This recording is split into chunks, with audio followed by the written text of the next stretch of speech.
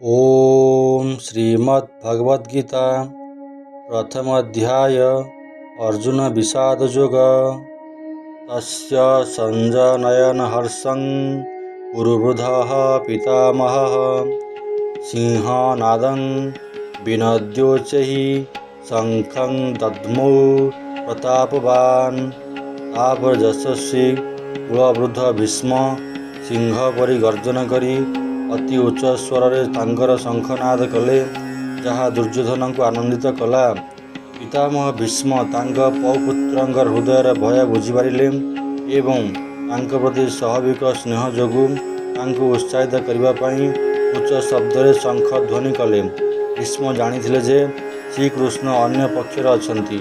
ଯଦିଓ ଦୁର୍ଯ୍ୟୋଧନଙ୍କ ବିଜୟର କୌଣସି ସମ୍ଭାବନା ନାହିଁ, ତଥାପି ସେ ଦୁର୍ଯ୍ୟୋଧନଙ୍କୁ ଜଣାଇ ଦେବାକୁ ଚାହୁଁଥିଲେ ଯେ ଯୁଦ୍ଧ କରିବା ତାଙ୍କର କର୍ତ୍ତବ୍ୟ ଅଟେ, ତାହା ସେ ଅବଶ୍ୟ ପାଳନ କରିବେ ଏବଂ ସେଥିପାଇଁ ଯେ କୌଣସି ପରିସ୍ଥିତିର ସମ୍ମୁଖୀନ ହେବେ।